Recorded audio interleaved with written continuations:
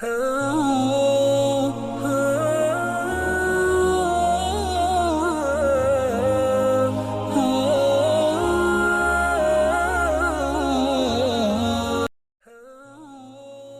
لنهتدي لولا أن هدانا الله اما بعد بسم اللہ الرحمن الرحیم۔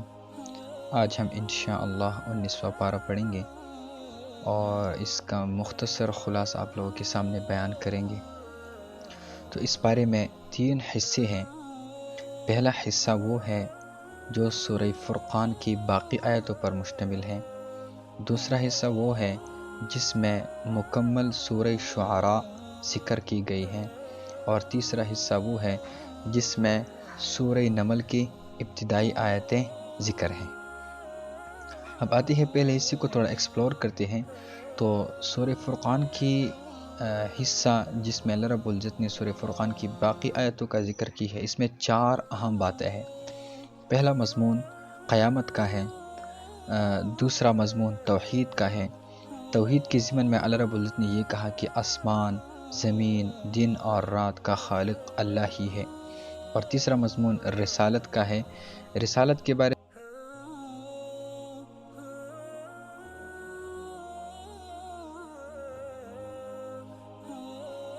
کا مطلب یہ کہ یہ نبی لوگوں کو جنت کی بشارتیں سنائیں گے، جنت کی نعمتوں کے بارے میں بات کریں گے، اور نذیر کا مطلب اللہ کے عذابوں سے جو ہے نا ان لوگوں کو ڈرائیں گے، جہنم کے سخت یا جہنم کے تکالیف ان لوگوں کے سامنے بیان کریں گے۔ چوتھا مضمون اس پارے کا اس حصے کا وہ ہے جس میں اللہ رب العزت نے عباد الرحمن کے صفات ذکر کی ہیں، جو اللہ کے اصل بندے ہیں، جو اللہ کی اصل فرمان برداری کرتی ہے، ان کی صفات ذکر کی ہے اس میں۔ تو اس میں سے بعض صفات اللہ رب العزت نے یہ بیان کی ہے کہ ان میں سے یہ ہے کہ عاجزی سے چلنا، جاہلوں سے اعراض، راتوں کو عبادت کرنا، جہنم کے عذاب سے پناہ مانگنا، خرچ کرنے میں اعتدال، نہ فضول خرچی نہ بخل، پھر شرک سے اجتناب، قتل نہ حق سے بچنا، زنا اور بدکاری سے پرہیز، اسی طرح جھوٹی گواہی سے احتراز، اسی طرح برے مجالس سے پہلو تہی، اور اسی طرح کتاب اللہ سے متاثر ہونا، اور نیک بیوی بچوں کی دعا، اور یہ دعا کہ ہمیں اللہ ہادی اور مہتدی بنا دے۔ تو یہ پہلا حصہ تھا اس پارے کا۔ اب آتی ہے دوسرے حصے میں جس میں اللہ رب العزت نے مکمل سورہ شعراء بیان کی ہے۔ تو اس صورت میں سورہ شعراء میں 3 اہم باتیں ذکر ہیں۔ پہلا اہم مضمون یا سبجیکٹ جس میں اللہ رب العزت نے 7 انبیاء کرام کے قصے بیان کی ہے۔ ان میں سے پہلا پیغمبر حضرت موسیٰ علیہ السلام، دوسرا حضرت ابراہیم علیہ السلام، تیسرا حضرت نوح علیہ السلام، اور حضرت ہود علیہ السلام، حضرت صالح علیہ السلام، حضرت لوط علیہ السلام، اور آخر 7واں نمبر حضرت شعیب علیہ السلام۔ تو پہلے سبجیکٹ میں اللہ رب العزت نے ان 7 انبیاء کا جو قصے ہے مختصر الفاظ یا اس میں کچھ تفصیلی ذکر کی گئی ہے۔ دوسرا مضمون اس پارے کا ہے قرآن کی حقانیت۔ تو اس کے بارے میں اللہ رب العزت نے یہ بیان کیا کہ اس قرآن کو رب العالمین نے اتارا ہے، حضرت جبریل علیہ السلام کے واسطے سے نبی کریم صلی اللہ علیہ وسلم کے قلب پر لوگوں کو ڈرانے اور متنبہ کرنے کے لیے ہے، اور یہ قرآن واضح عربی زبان میں ہے تاکہ آپ لوگوں کو سمجھنے میں کوئی تکلف نہ ہو اور نہ کوئی مشقت آپ کو اٹھانا پڑے۔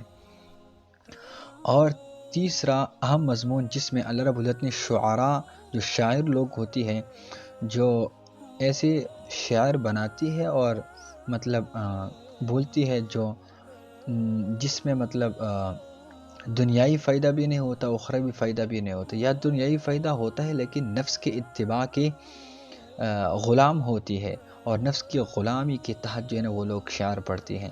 تو اس کے بارے میں یہ فرمایا کہ ان کے پیچھے تو بے راہ لوگ چلتی ہے، یہ ہر وادی میں بھٹکتی پھرتی ہے، ایسے باتیں کہتی ہے جو کرتے نہیں ہیں، البتہ وہ لوگ مستثنا ہے جو ایمان لے آئے اور نیک اعمال اختیار کی اور اللہ کو کثرت سے یاد کیا۔